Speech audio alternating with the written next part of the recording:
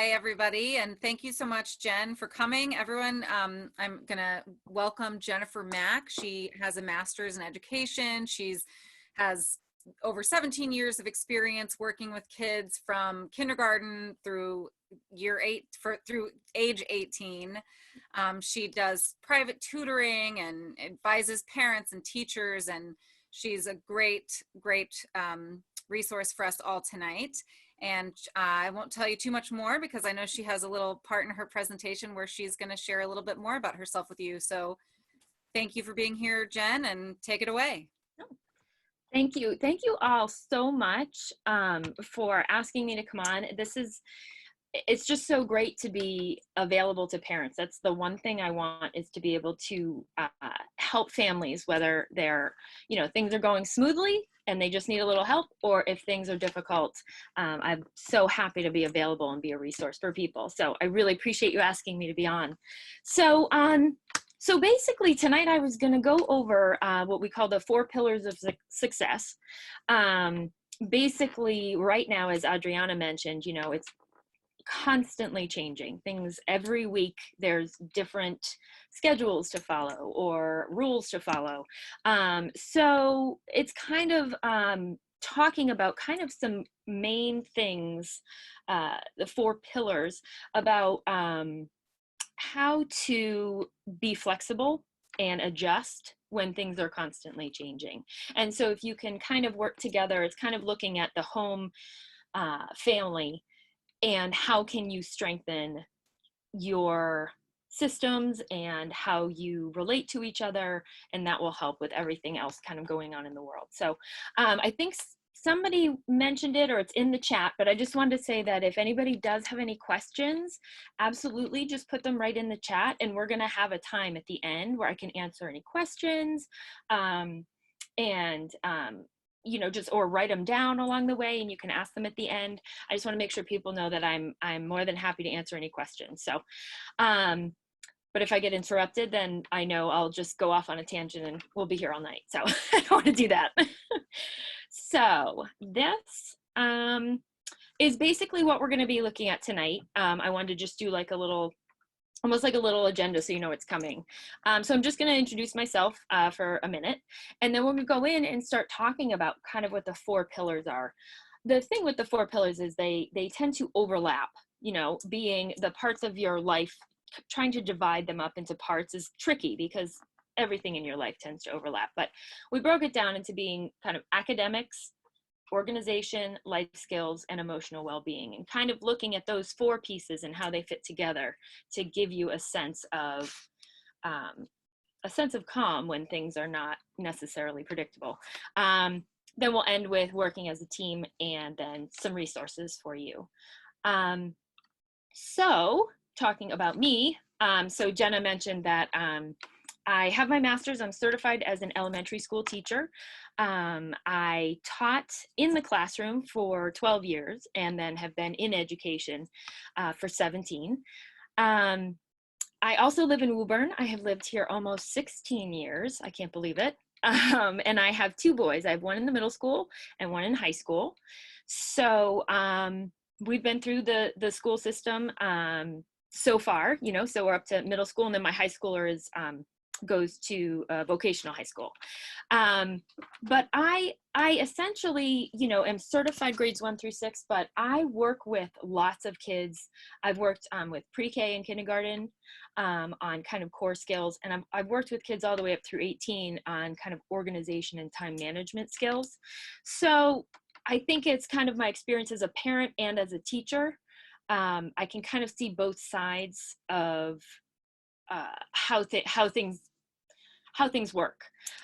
So usually what I do as a tutor and an academic consultant, I work with students, typically one-on-one or in small groups. Right now it's virtual, but I had been going to people's homes, but basically I'll work with them on whatever areas they may be struggling in. I work with parents and guardians because I think that is huge, to have the parents know what's going on in the classroom so they can help support their child. It's, when you get the homework that you don't understand how they're teaching the math now, it's really frustrating, probably for you and for your child, because you can't communicate. And I also help and I collaborate with the teachers to make sure that I can help the parents and kids. We'll all be on the same page. So that's just a little bit about what I do. Oh, there it is.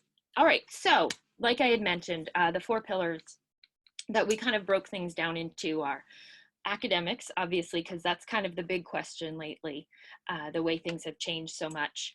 We're going to talk a little bit about like the homeschool connection, structure, expectations with academics, move on to organization, which can be a really big topic, not only in school, but now that we're combining home and school. Sometimes it's easier. You go to school and you have a certain structure, you come home, you have a certain structure. So combining them can be tricky. The life skills, I want to touch on that because they're huge in terms of our kids learn life skills, but I feel like the situation we're in right now, they're learning a lot more life skills than they may have before.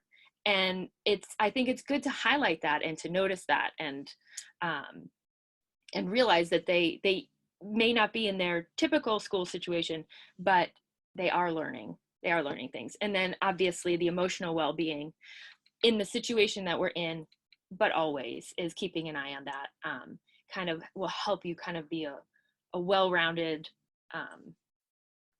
person. I guess you could put it that way. So the first one being academics. So our school system right now just came out with like the new final stage of how schooling at home is going to be. So I'm sure they're probably still working it out. I know my son in middle school, they introduced it to him this week, and this week is kind of the get used to it week. So trying to iron out a lot of the kinks. But I think it's really important to stay connected with your child's teacher. I know as a teacher, I appreciated that so much when a parent was frustrated or couldn't figure something out. I was always like, just call me or email me, because it's important that the parents feel that they can communicate with the teacher, because you are a team. Do you know what I mean? You and the teacher and the child, you are a team working together to help them. So we've got some new guidelines from schools. Reach out to your teacher if you have any questions about it. One tip I have about Google Classroom, it might be more for middle school. I don't know if elementary school uses Google Classroom. Likely they didn't, only because before this, they probably didn't need it. But for those of you with older kids, one thing I found about Google Classroom, you can sign on as a parent and you get updates, but it doesn't really give you a ton of information. So honestly, what I would recommend if you're not sure what their assignments are, I've logged in as my child, and it really is helpful to just log in as them. I'm not going to enter anything or type anything, but it helps to look at it as they're looking at it and saying, okay, how do we read this? How do I know how to turn your assignment in? Kind of do it together. That was really a big turning point for me, because I thought just being the parent getting notifications was enough. And I found that it was so much more useful logging in. Structure. So now that you're going to have a bit more structure at home from the school, definitely this picture kind of gives you a general idea, but I know from my son's school that they gave him like a little grid like this with each day. They had the times going down the side, and he's got the blocks of when he needs to be where. And that was really comforting because he knew where he needed to be. He knew when. If you don't have one, you could make one. You can either write one out. If you have a computer, you could, just go on Excel, create one. I'm sure there's a million free ones out there that you could download too. But I think setting a structure for your child is definitely going to set them up for success right away. So that means kind of have a daily routine for them when they sit down to work. So when they sit down and school's in session, all right, we got to go in, you got to check your emails. And now these kind of, again, overlapping, but tie in with life skills. We found, emails, I don't know about you, but emails are coming in at all times of the day and night. We're getting these alerts. And as an adult, we've had to figure out how to handle that.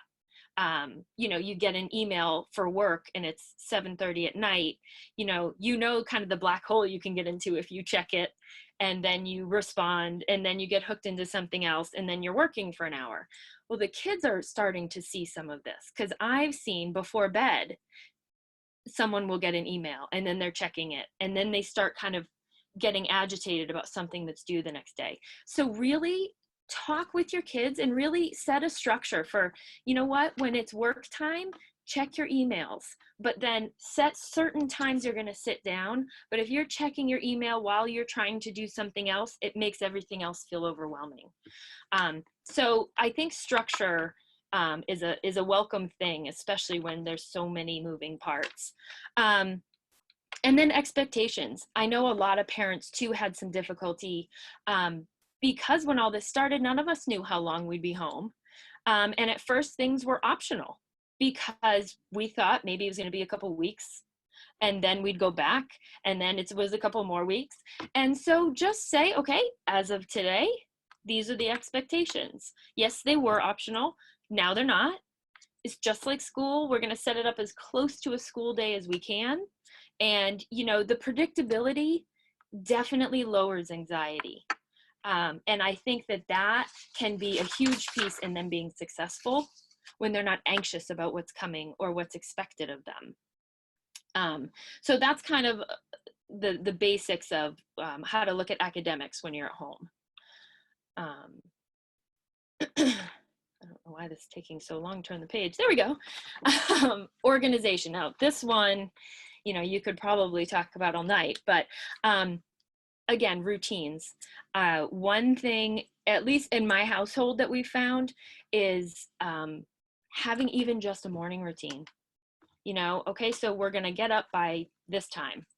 And since we're not having to catch the bus or go off to school or whatever, well, I still need to get dressed, because I bet a lot of you have seen kids probably wanting to stay in their pajamas all day, which is fine sometimes, but it does change you when you actually change into clothes, even if you're going to be sitting at a computer working from home. It gives you a whole different vibe. So even just changing your clothes, you know, can get you ready for the day. You know, make sure you brush your teeth, make sure you have breakfast.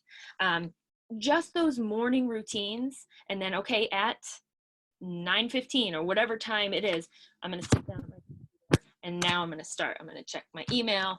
I'm going to get logged in. So if you have, even whether you have a checklist, a lot of kids, even the younger kids, they'll have a meeting online with their teacher every day at the same time.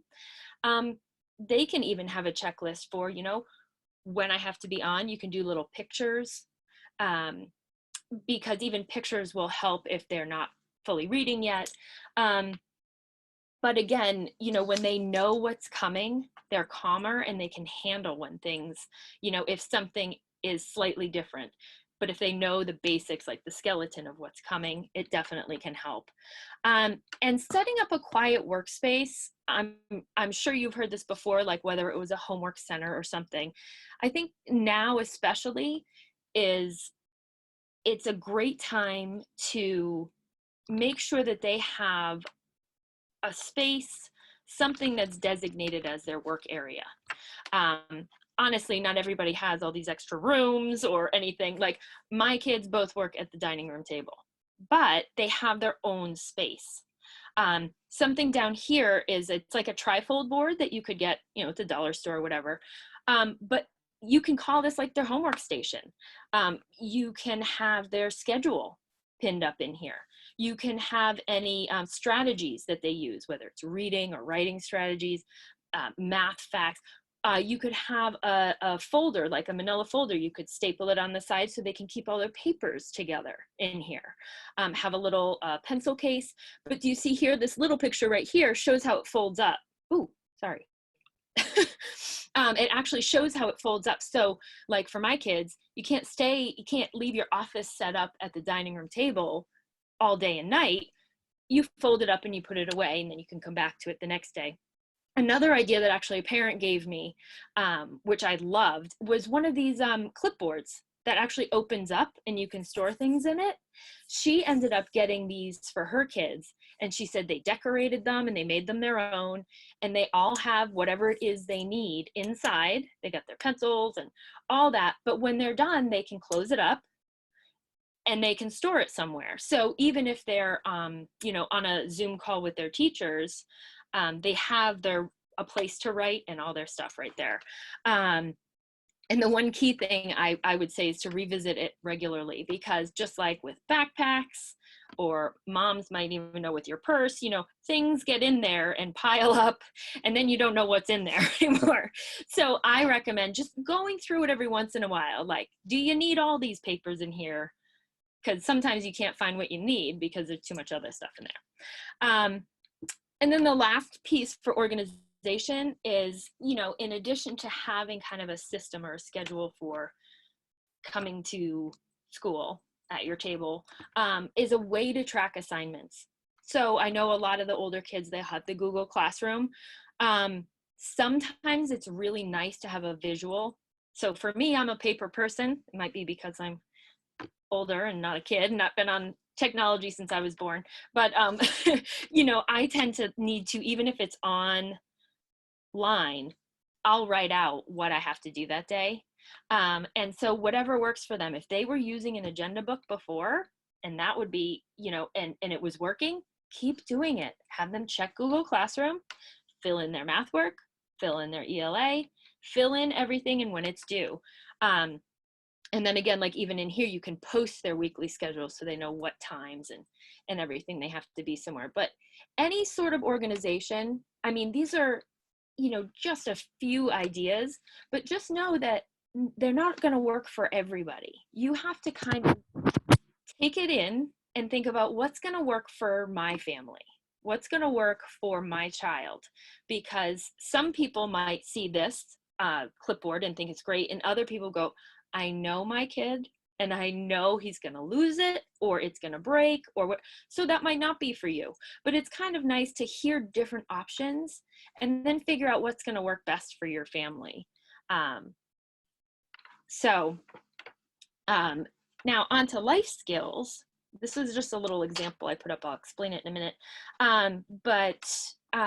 Motivation. A lot of people tend to, I think adults and kids, there are some people that just seem to be sort of driven. They know they have homework, they might not want to do it, they do it and it's done.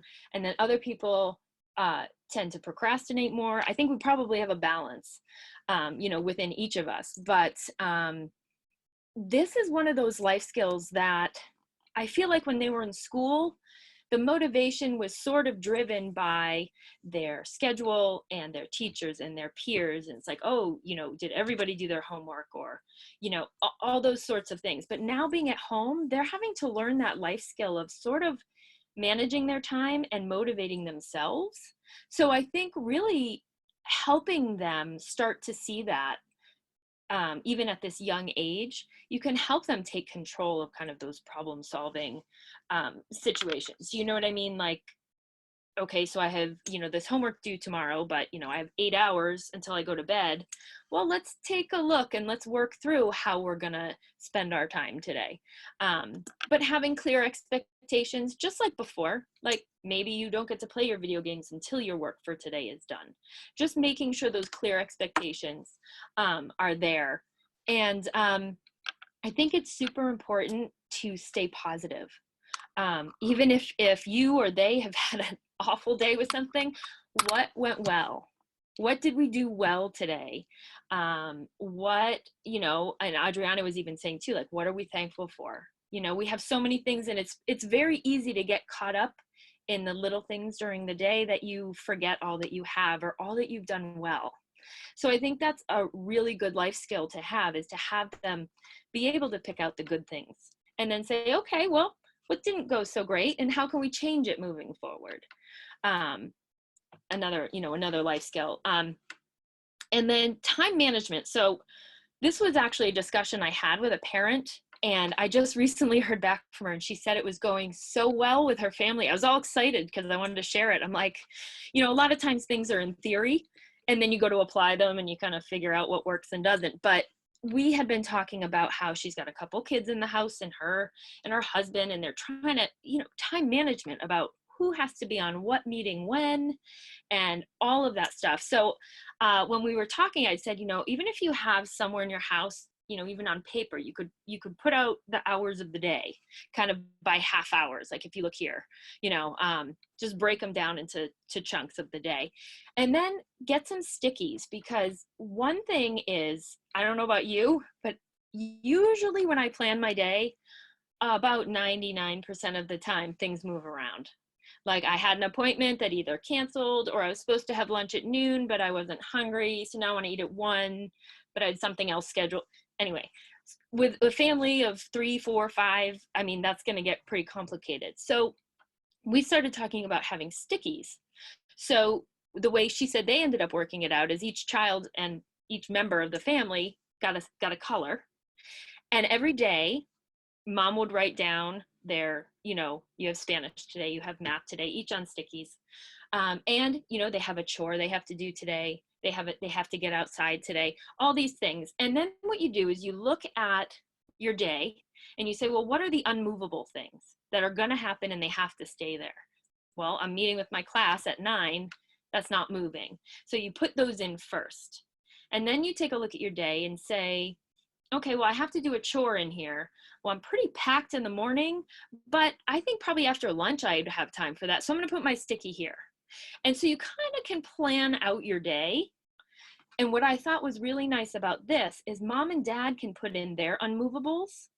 So now if Tommy goes to get on his social studies call and starts having some issues with his computer that he can't figure out, he can look and say, well, mom's in a meeting, but I know dad's free.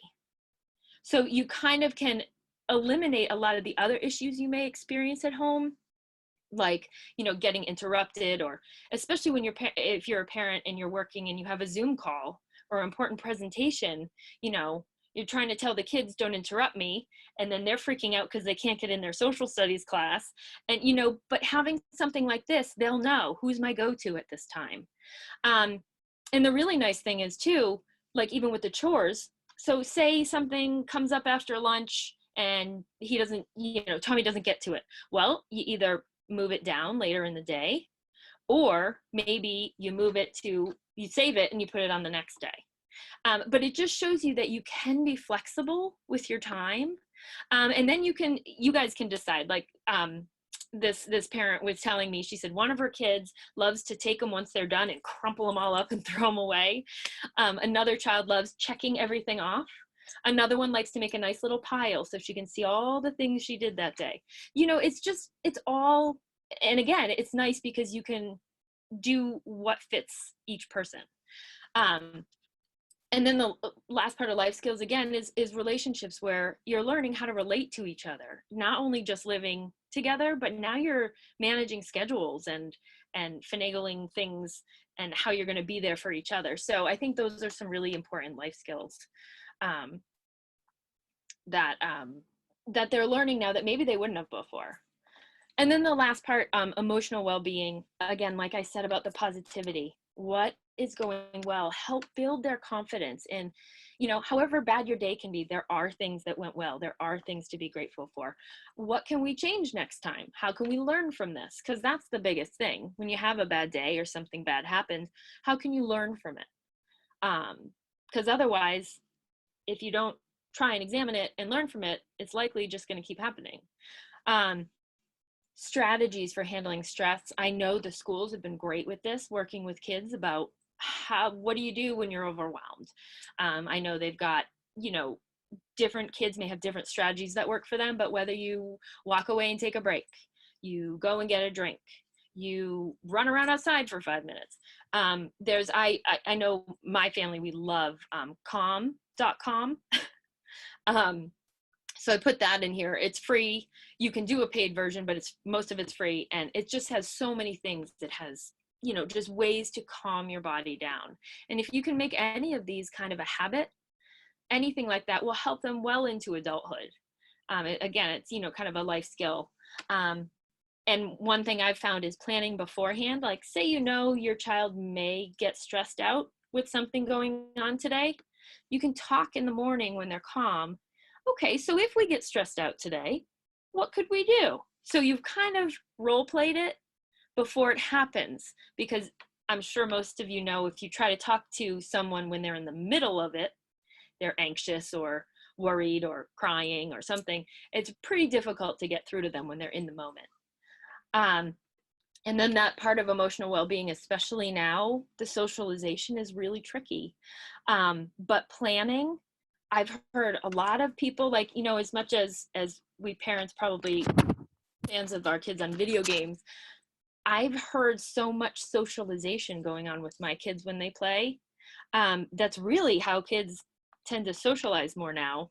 It's just so different from how I grew up. I'm trying to be flexible and learning how things are done now, but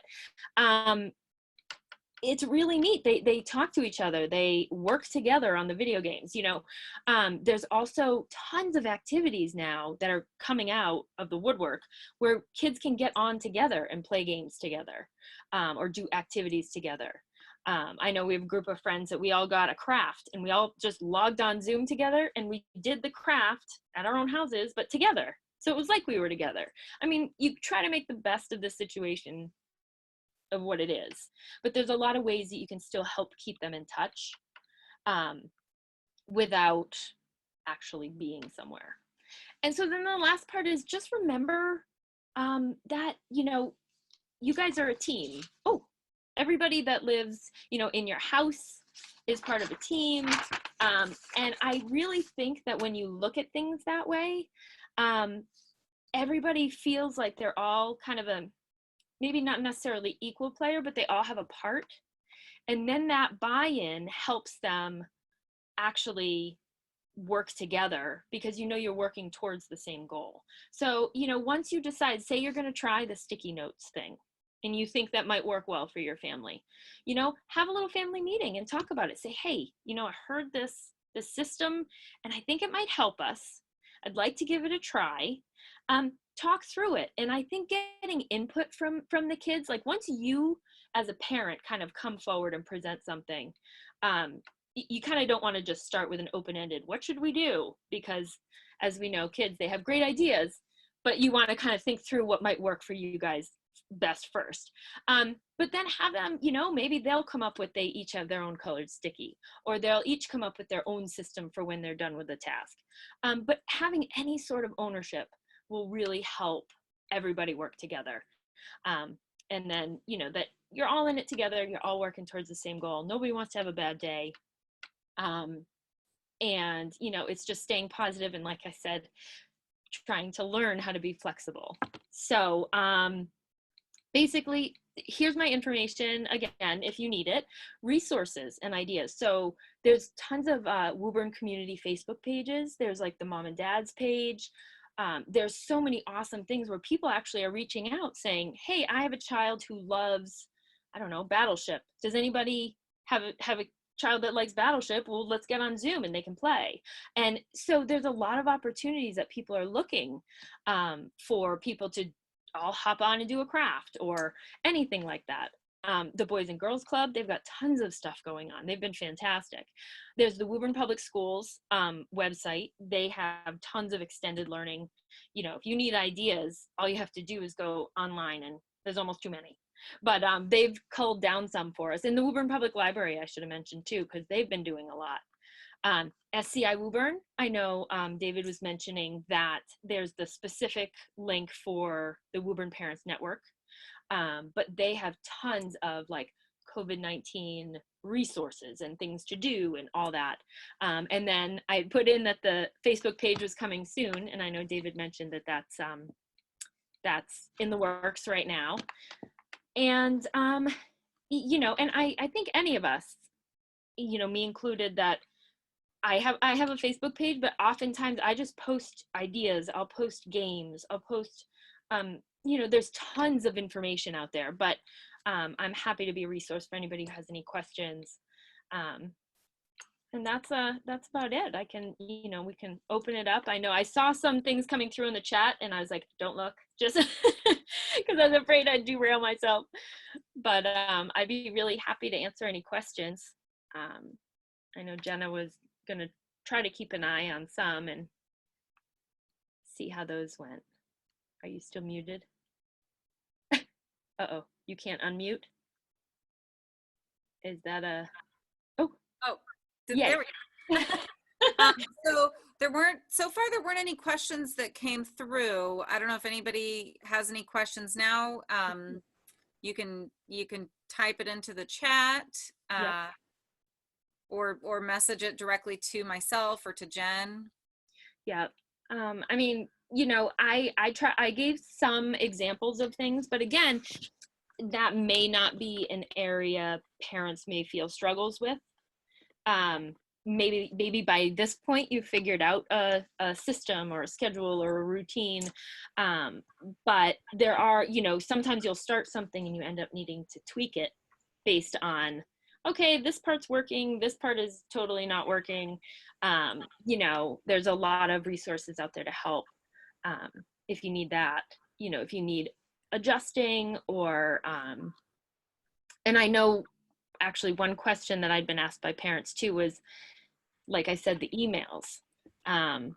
Again, I suggest too, when it has to do, the school account, talk with your child, but see if you can log in as them and kind of help them learn how to manage their email account. Because that's a big life skill, but it's also pretty big for kids to be handling right now.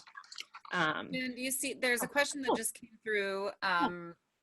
Are you using or recommending any incentive system to help motivate the kids? Excellent question.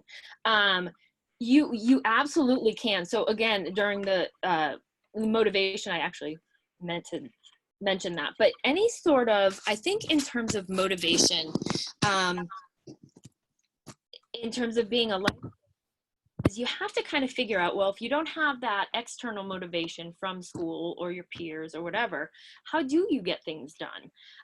And I think it's important to point out, those positive incentive programs. A lot of times teachers will do them. They find something that really interests the child and you say, okay, so we get through this, you'll get a sticker on a chart, and by the time you have 5 stickers, you can get what you want, and that can kind of help drive them. And I think that's the basic way of showing them this is kind of how you learn to motivate yourself, because at some point as they grow older, you remove the teacher, but I think we all do it probably without realizing it.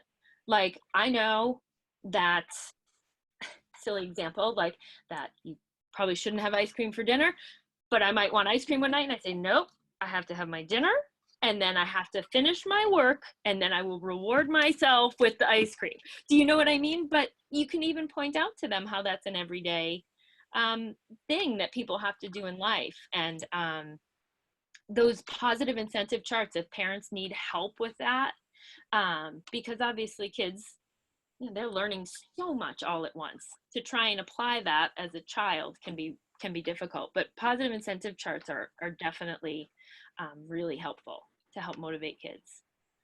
I just see a comment here, Jen. It says, remind about the Giving Days program and let children maybe pick a place to help out. I'm thinking he's probably talking about the Giving Now program, the Woburn. David, do you think that's what he's talking about? Is it the Giving Tuesday or something? Is that different? Well, I'm not sure. Oh. What is that? Because that's not called Giving Days, is it? Yeah, maybe we could. The Giving Days program. But I love I love the idea of finding things going on like that, where you're giving back to the community and having children. It's one of those where they need to feel a sense of control. So, you find something like that and there's 3 different places you could participate with, let them choose. So it's like within the parameters of what you want them to do, but you're still giving them that choice. Here. Yeah, maybe Michael could see if he can find the name of it and put it in, because I'd love to find out more about that, the Giving Days. Yeah. Or who it's through. Is it through a certain organization? All right. Yeah, okay, yeah, if I may chime in, Dave, or Yeah, I just unmuted you. So. I just saw it yesterday, David. I know you and the mayor and the mayor's office Oh yeah. are asking the city about, getting a gift card here or there. And I think the point I'm trying to make is, maybe a kid has a favorite restaurant or a favorite venue that they want to support, or even the club or organization like that. I just know that another useful information you want to get out to the audience tonight. Thank you. Yeah, so I can elaborate on that. So that, yeah, exactly. Thanks for clarifying what we're looking for. Yeah, so that is, it started on Giving Tuesday, but it's an initiative, and we're using that. It started on Giving Tuesday, but using this hashtag Woburn Strong, and we're going to have different themes coming out over the next week. And today was the idea of picking a local business to support through a gift card. Tomorrow we'll give you a sneak preview because you tuned in. We're going to do a Throwback Thursday theme, so it's like asking people to, share a picture of something they're looking, from a past memory from before this time, but, reminding us something we're looking forward to being able to do once again, whether that be going to a business, maybe as a school, favorite school activity, or, a community event that you'll love to go to that you're looking forward to a chance to get back to.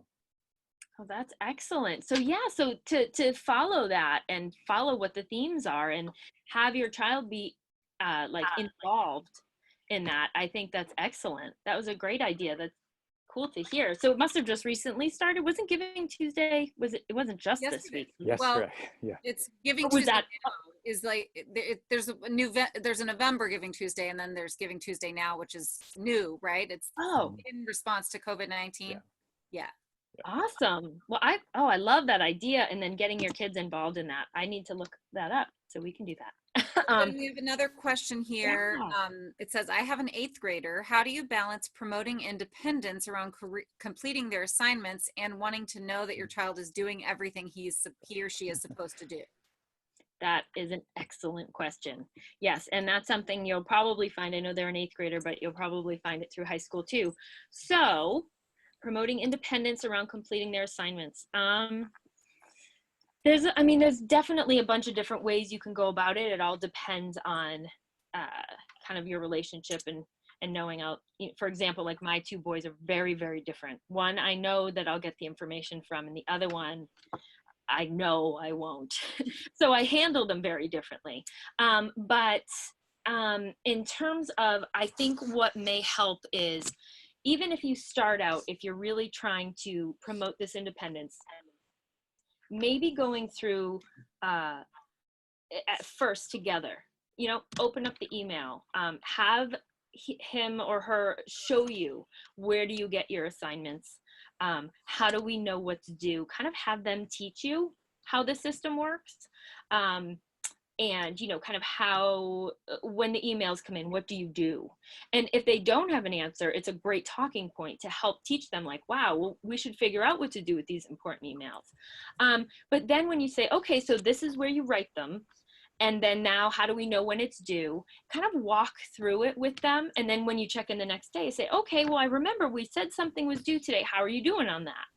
And then the more I think you go kind of through that system with them a few times, even then say, okay, you know what, I'm going to let you write them down this week, and I'm going to back off. I might check in with you, and I want you to know that you can ask me if you feel stuck or you're not sure how to plan it. But then I'll check in with you at the end of the week, and we'll see how it went. And then, they missed something or they didn't do something. Then you say, okay, well, maybe we need to sit together again next week. And then I'll back off more. So you kind of show them, like, well, once you can show me that you're doing it and getting things done and all that, then I'll back off more. But I want to be here and support you until you can take over. So it's kind of stretchy. You kind of are right there with them, and then you back off a little and you have to come back in. There's not really a perfect way to do it. I'm still looking for the balance, we're very sticky, but something like that may help kind of show them that you're there to support them, and then you're going to let them try. And a related question. So with so much of the older students learning online, how to ensure that they're staying focused and really doing schoolwork without constantly looking over their shoulder? Another excellent point. It's tricky. I think there's a couple of things you could do. You could have check-in points during the day, or one of your expectations is that, their work is done by, because even now when they're in school online, a lot of them don't go past noon. So the expectation is that by 3 o'clock, your homework or whatever it is done, in order for you to then get to play on your video games or do other things. But setting expectations, and then when they're not met, there's consequences for that. You know, whether it's, I hate to say taking things away, but maybe they don't get their, maybe you don't take something away, but they also don't earn their time on the video games. Something like that, where they understand that there is a line. Because I think when it becomes blurry, they feel nervous too, because they don't know, like, how far can I push? And that's part of being a kid too, that I think is important, that they try and then they learn where that line is. There's also a bunch of parental apps, I mean, that you could control how much is that. Oh gosh, I see you laughing. I'm like, what's going on in the chat?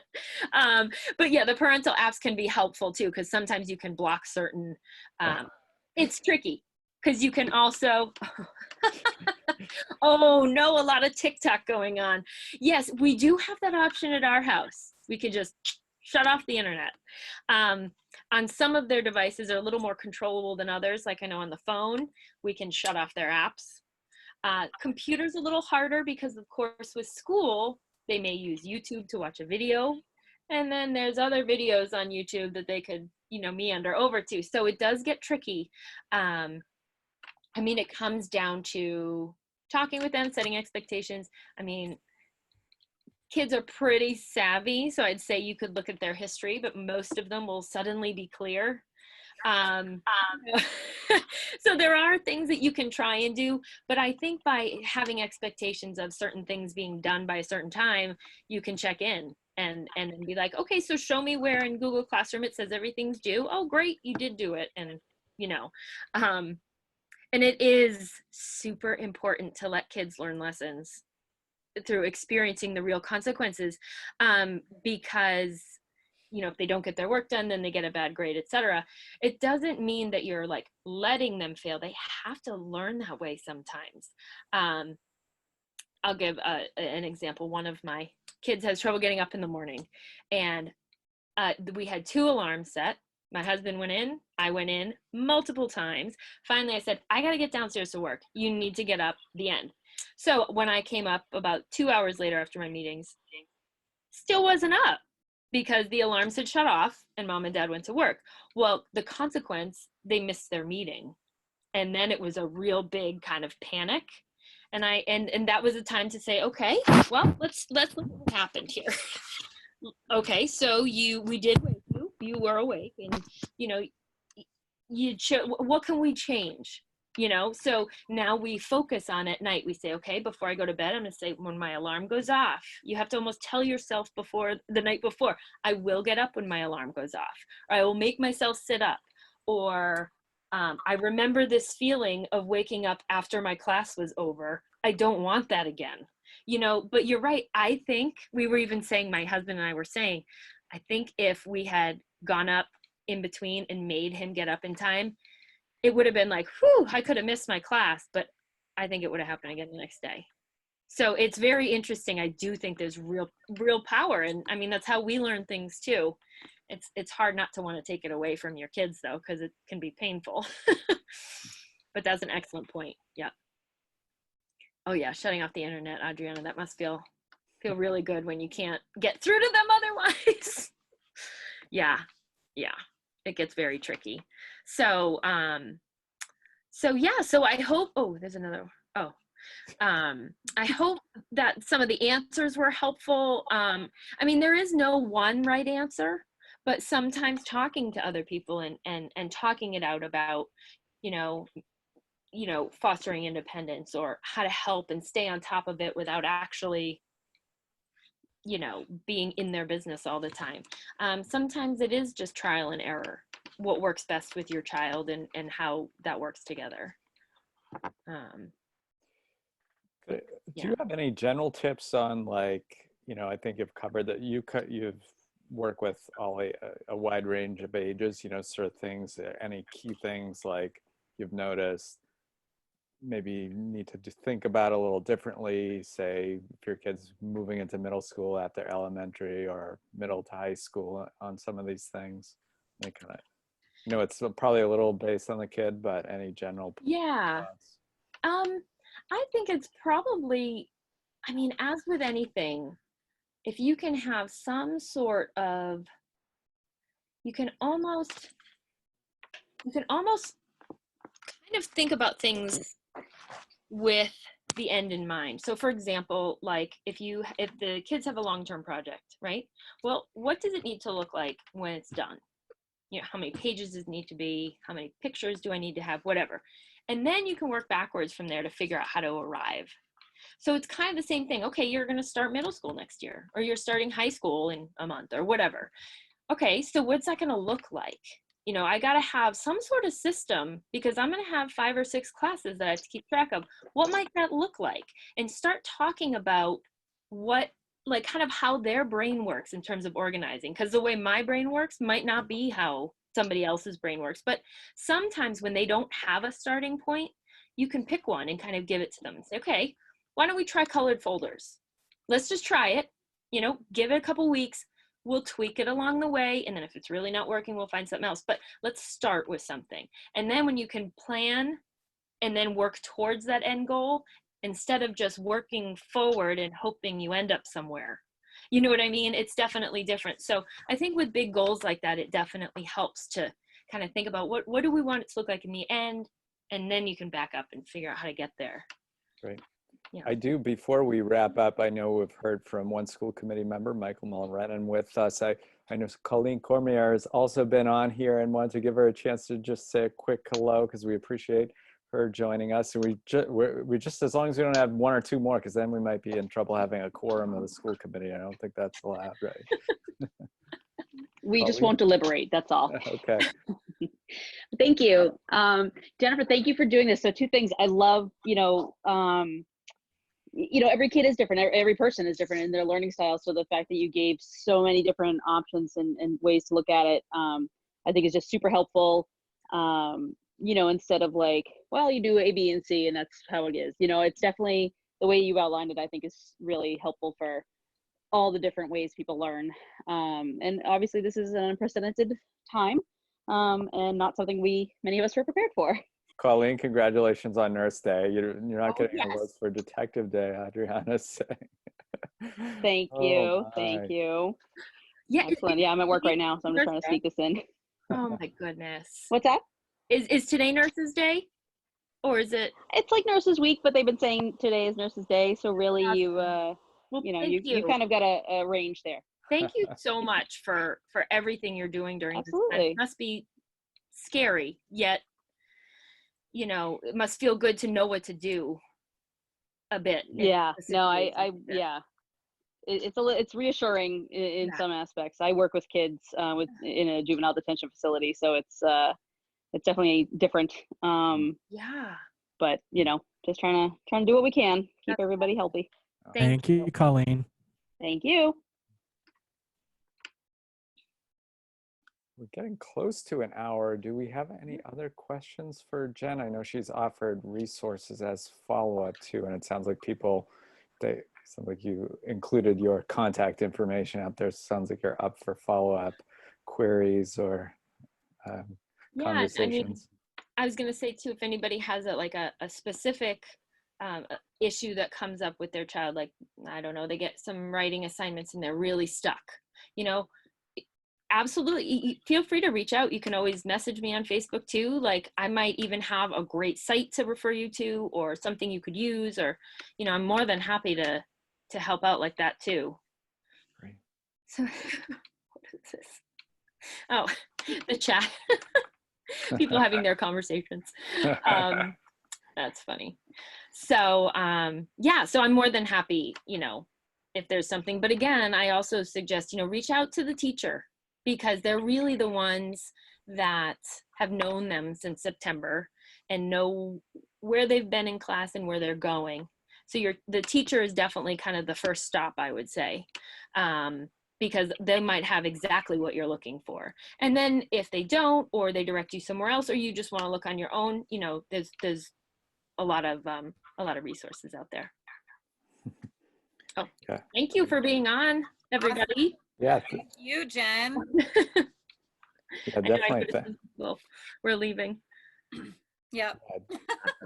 Yeah, definitely. Thank you. Thank you so much for taking the time for doing this. And it does seem like people are starting to sign off, but Yeah, so we will maybe thank you and just say, yeah, stay tuned. We will be posting more, probably the best way. I mean, the schools have generally been sending stuff out about this, but I would really encourage people to join the Facebook group, because that's probably the surest way to make sure you do get information about upcoming programs, because the way the Zooms work is we don't get any info about who logged in, which is good, I suppose, so you can know we're not taking attendance. But on the other hand, it doesn't give us a great ability to follow up. So I think schools are busy. I think some of these might get out more widely than others. So definitely, please do join the Facebook group. Or we also have an SCI email list that we always put these in. So if you don't get our, typically it's bi-weekly emails from the week in Woburn, definitely reach out to Jenna, is the one who puts that together.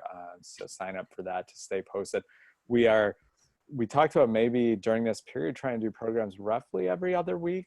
We have welcome to ideas for other topics that would be of interest, and we did a survey that didn't get a huge response. So maybe by another point with the Facebook group, getting a sense of what people are talking about, they're asking about, will help maybe shape some ideas for future content. So great. Jen, Adriana, any final words? Yeah, I don't have anything else. I want to make sure I'm on that email list. I'm not sure if I am, so. All right. I can make sure I am. Jen. Awesome. Oh, good. Great. Somebody said every other week would be great. That's awesome. Okay, cool. All right, perfect. Thank you again. I really appreciate it. All right, Thank thanks. you, All Jen. right, good night, everyone. Thanks. Good Bye. night. Bye.